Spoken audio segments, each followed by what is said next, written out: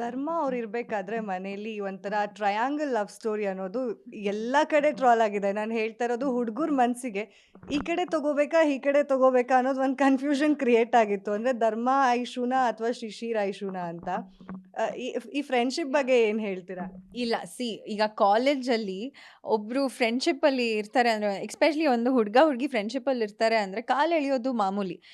ಅಲ್ಲಿ ಬೇರೆ ಕಂಟೆಸ್ಟೆಂಟ್ಸ್ಗಳು ನನಗೂ ಧರ್ಮ ಆಗಿರ್ಬೋದು ತುಂಬ ಕಾಲು ಎಳಿತಾ ಇದ್ರು.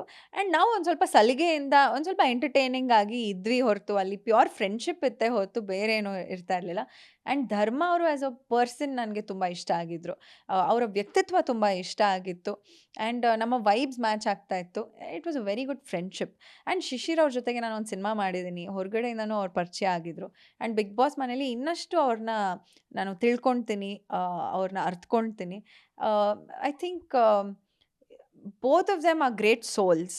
ಒಂದು ಆನೆಸ್ಟ್ ಪ್ರಾಮಾಣಿಕವಾದ ಸೋಲ್ಸ್ ಅಂತಲೇ ಹೇಳ್ಬೋದು. ಸೊ ಅದು ನನಗೆ ಇಬ್ಬರಲ್ಲೂ ತುಂಬ ಇಷ್ಟ ಆಯಿತು. And pure friendship, nothing else. Anusha ಅವ್ರ ಜೆಲಸಿ ನೋಡಬೇಕಿತ್ತು. ಅವಾಗ ನೀವು ಅವ್ರ ಜೊತೆ ಕ್ಲೋಸ್ ಆಗಿದ್ದಾಗ ಎಲ್ಲ ತುಂಬ ಜೆಲಸ್ ಫೀಲ್ ಆಗ್ತಾಯಿದ್ರು. ಡಾನ್ಸ್ ಮಾಡಿದಾಗ ಆಗಿರ್ಬೋದು.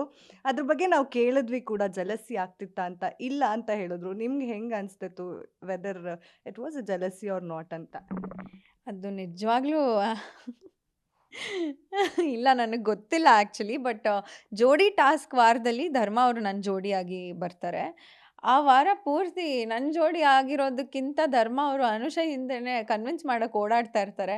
ಆ್ಯಂಡ್ ಆ ಬೆಲ್ಟ್ ಬೇರೆ ಕಟ್ಕೊಂಡಿರ್ತೀವಿ. ಆ ಬೆಲ್ಟ್ ಜೊತೆಗೆ ನಾನು ಸೇರಿಕೊಂಡು ಓಡಾಡ್ತಾ ಇರ್ತೀನಿ ಅನುಷಾ ಅವ್ರ ಹಿಂದೆ. But jealousy I don't know actually, ಅದು ಅವ್ರಿಗೆ ಗೊತ್ತು. ಅವ್ರು ಕೇಳಿದ್ರೆ ಇಲ್ಲ ಅಂತಲೇ ಹೇಳೋರು, ನಾನು ಕೇಳಿದ್ರು ಇಲ್ಲ ಅಂತಲೇ ಹೇಳೋರು.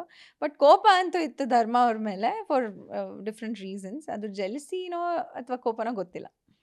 ಆ್ಯಂಡ್ ನಾವು ಯಾವುದೇ ಕಂಟೆಸ್ಟೆಂಟ್ಸ್ಗೆ ಕೇಳಿದ್ರು ಹೊರಗಡೆ ಬಂದಾಗ ಟಾಪ್ 5 ಯಾರನ್ನ ನೋಡ್ತೀರಾ ಅಂದರೆ ಐಶ್ವರ್ಯ ಅವ್ರ ಹೆಸರಂತೂ ಫಿಕ್ಸ್ ಇರ್ತಿತ್ತು. ಇನ್ನು ಕೆಲವರಂತೂ ಪಕ್ಕಾ ವಿನ್ ಆಗ್ತಾರೆ. ಈ ಸಲ ವುಮೆನ್ ಕಂಟೆಸ್ಟೆಂಟ್ ಏನಾದ್ರು ವಿನ್ ಆಗ್ತಾರೆ ಅಂದರೆ ಅದು ಐಶ್ವರ್ಯ ಅಂತ ಬಂತು. ಯಾಕೆ ಎಲ್ರಿಗೂ ಡಿಸಪಾಯಿಂಟ್ ಮಾಡಿಬಿಟ್ರಾ? ಅದರಲ್ಲೂ ನಿಮ್ಮ ಫ್ಯಾನ್ಸಿಗೆ ನೀವು ಡಿಸಪಾಯಿಂಟ್ ಮಾಡಿಬಿಟ್ರಾ ಅಂತ? ಈಗ ನಾನು ಡಿಸಪಾಯಿಂಟ್ ಮಾಡಿದೆ ಅನ್ನೋದಕ್ಕಿಂತ ನನ್ನ ಗೇಮ್ ಎಲ್ಲರೂ ನೋಡಿದ್ದಾರೆ. ಓಪನ್ ಆಗಿದೆ. ಎಲ್ಲ ಎಪಿಸೋಡ್ಸಲ್ಲೂ ನನ್ನ ಗೇಮ್ ಯಾವ ಥರ ಇತ್ತು, ನಾನು ಯಾವ ರೀತಿ ಎಫರ್ಟ್ಸ್ ಹಾಕಿದೆ ಅನ್ನೋದು ಎಲ್ಲ ಜನತೆ ನೋಡಿದ್ದಾರೆ. ಆ್ಯಂಡ್ ಅದಕ್ಕೆ ಅಪ್ರಿಸಿಯೇಷನ್ ಕೂಡ ನಾನು ಹೊರಗಡೆ ಬಂದಿದ ತಕ್ಷಣ ಒಳಗಡೆ ಇರುವಾಗ ನನಗೇನು ಗೊತ್ತಾಗ್ತಾ ಇರಲಿಲ್ಲ. ಆಚೆ ಹೇಗೆ ಪೋಟ್ರೆ ಆಗ್ತಾ ಇದೆ, ಏನೇನು ನಡೀತಾ ಇದೆ ಅಂತ ಗೊತ್ತಿರಲಿಲ್ಲ.